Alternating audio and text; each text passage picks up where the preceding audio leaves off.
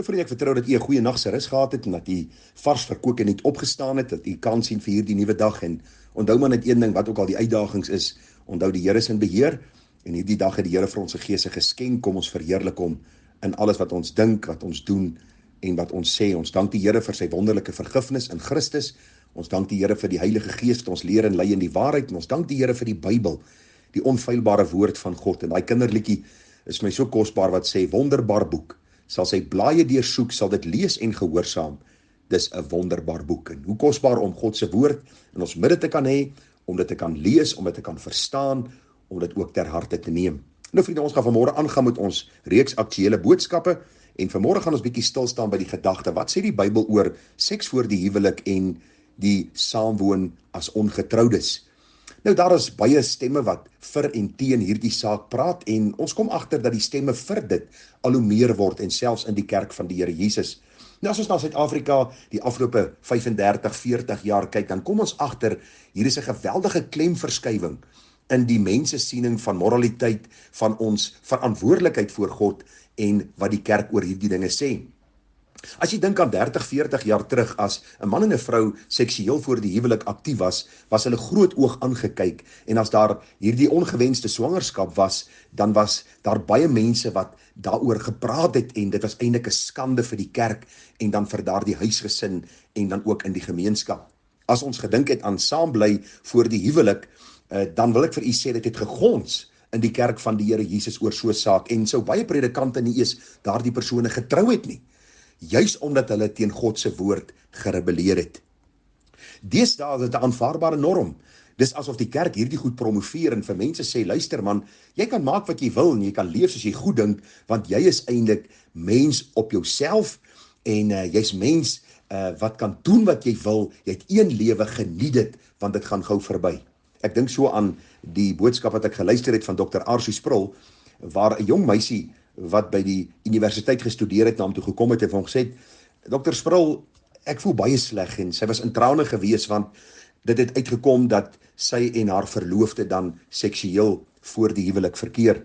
En sy het gesê, sy weet nie hoekom voel sy so sleg nie, want sy het met die dekaan gaan praat en hy het vir haar gesê, luister, jy voel onnodig sleg, hierdie is maar eintlik so 'n tipe van 'n bygelowigheid wat kom uit die Victoriaanse tyd en ook die Puriteine wat skuldgevoelens op mense gelaai het. Jy's nou 'n groot vrou en jy kan met jou liggaam maak soos jy goed dink. En hierdie meisie het vir Dr. Sproul gesê, maar ek voel nog steeds sleg, al het hierdie dekaan vir my hierdie dinge gesê. En hy het dan so gekyk en vra gesê, weet jy kom voel jy sleg? Weet jy kom kla jou gewete jou aan?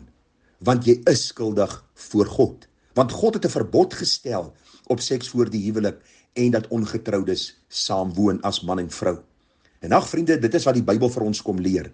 Dit maak nie saak wat sê kerke nie, dit maak nie saak wat sê mense nie. God se woord sê, dit is sonde.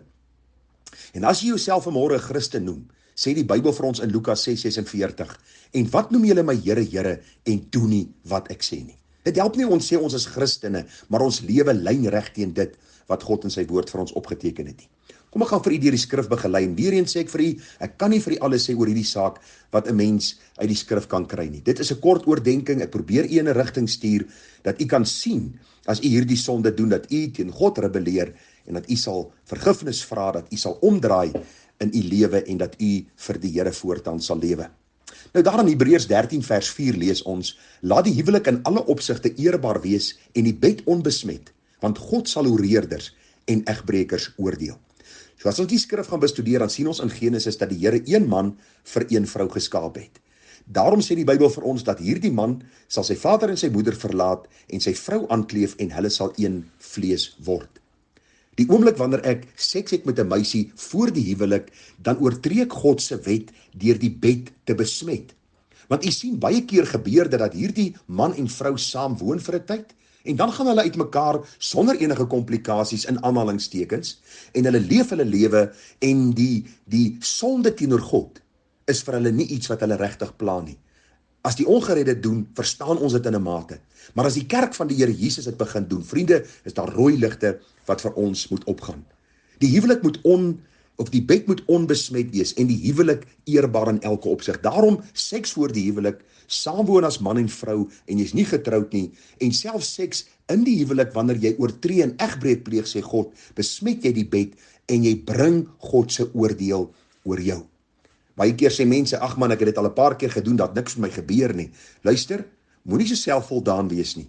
Die uitstel van God se oordeel is nooit die afstel van God se oordeel nie. Op die regte tyd oordeel God die sonde van elke mens.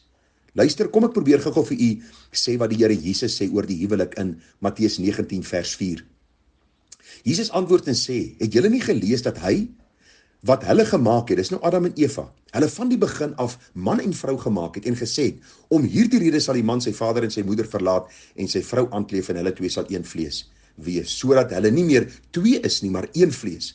Wat God aan saamgevoeg het, mag geen mens skei nie. Nou ek het die tyd om met u te praat oor al die psigologiese en al die dinge wat gebeur wanneer 'n man en 'n vrou gemeenskap het nie. Vriende, dit is 'n daad wat God vir die huwelik daar gestel het, en daar is 'n mate van eenheid wat plaasvind wanneer 'n mens in hierdie seksuele daad jouself bevind.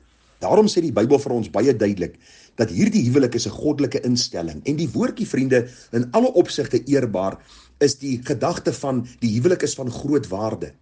Dit is kosbaar. Dit moet in eer gehou word, hoog geag word. Dis dierbaar. En die bed onbesmet beteken die huweliksbed. Die bed waar die man en vrou bymekaar kom, waar man en vrou dan een word. Dit mag nie besoedel word nie. Dit moet vry wees van besoedeling. Die woord beteken selfs, dit moenie misvorm of verneder word nie, of die krag daarvan aangetas word nie. En daarom wil ek vir jou sê, vriende, jou meisie of jou kerel is nie 'n tweedehandse kar wat getoets bestuur moet word. En dan gesien word, okay, gaan ons goed oor die weg kom, is ons aanpasbaar met mekaar, kom ons kyk na 6 maande, na 2 jaar of alles uitwerk, en dan besluit ons om te trou, as ons so goed dink nie. Dit werk nie so nie. God het 'n sekere orde, God het 'n sekere standaard, en luister, dis die enigste verhouding wat God met sy kerk vergelyk, en dis die huweliksverhouding. Daarom, as ek hierdie verhouding minag ek God se verhouding met sy kerk en rebelleer ek direk teenoor hom. Daar is baie mense wat vir ons sê, maar luister, dit bring niemand skade nie, en ons is besig om niemand kwaad aan te doen nie. Dis wat u dink. As die wetgewer van 'n land 'n wet maak, en jy oortree daardie wet, gaan jy vervolg word. En die Bybel sê vir ons, God is die eienaar van hierdie aarde. Hy het sy wette gegee, dis in sy woord opgeteken. En die Bybel sê vir ons, dat hoerery en onreinheid en hartstog nie deel van die kind van God se lewe moet wees nie. Daar moet 'n gesindheid van heiligheid wees, soos 1 Tessalonisense 4:7 vir ons sê. Want God het ons nie tot onreinheid geroep nie, maar tot heiligmaking. En vriende, waarom moet ons nie seksueel voor die huwelik verkeer nie? Waarom moet ons nie saamwoon as getroudes voor ons getroud is nie? Want is 'n direkte rebellie teenoor die Here. En die Bybel sê vir ons, elkeen sal sy regverdige vergelding ontvang. Daarom is die antwoord om te vlug na die Here, en daarom is die antwoord om regtig vir die Here te vra, vergewe my die sonde wat ek gedoen het, en Here, herstel my, sodat ek u in alles kan verheerlik. Vriende, 'n verdere saak wat na vore gekom het in die Boston Herald, sê hulle dat 'n man en vrou wat saam gewoon het voor die huwelik, is meer geneig om te skei later, as mense wat van die begin af rein voor God gelewe het, en hierdie pad as man en vrou saamstap. Gaan kyk maar. Jy sien, vriende, wat gebeur is, daar is sekere dinge wat gebeur in my verstand, daar is sekere dinge wat gebeur in my liggaam, daar is sekere dinge wat gebeur in my gewete, wanneer ek direk teenoor God se woord oortree. En dink maar aan die eerste maal toe jy seksueel verkeer het, toe jy die eerste maal God se woord oortree het, sy gebod oortree het, hoe jou gewete jou mal gemaak het. Die tweede keer was makliker, die derde keer nog makliker. En daarom wil ek vir jou sê, as jy vanmôre bely jy behoort aan die Here, en jy's met hierdie sonde besig, moet jy seker gemaak jy ken die Here. Dis 'n radikale uitspraak. Jy kan miskien dink is 'n radikale uitspraak, maar die Bybel sê, wat noem julle my Here, Here? Julle doen nie wat ek sê nie. Die Bybel sê daar's 'n weg wat vir mense reg lyk, die einde daarvan is weer van die dood. Hierdie sonde van seks voor die huwelik en van saamwoon as getroudes nog voor jy getroud is die sonde wat in die verlede deel was van die ongereddes, van die rebelle teenoor God, van mense wat die woord nie lief gehad het nie. Waarom akkommodeer die kerk dit? Omdat die kerk die woord van die Here verruil het. vir allerhande sinnegenot en plesier en boosheid. Daarom is dit noodsaaklik dat jy en ek ons harte voor die Here sal ondersoek, dat ons vir die Here sal vra, Here, is my lewe voor U rein? En as my lewe voor U nie rein is nie, weet ek, Here, ek gaan voor U rekenskap gee. Daarom dank ek U vir die tydige waarskuwing, ek bely my sonde, ek maak reg waar ek verkeerd gedoen het, en ek vra vir U vergifnis, en ek pleit by U vir 'n lewe van heiligheid vorentoe. Dat ek sal lewe met die vaste gedagte en wete, dat God sien my elke oomblik van elke dag, en ek moet aan hom gehoorsaam wees. Waarom? Want dit is hom wel behaaglik. My en jou grootste begeerte moet wees om God in alles te verheerlik. Daarom sê die Bybel vir ons baie duidelik, hierdie bed moet onbesmet wees, want God sal hoereerders en egbrekers oordeel.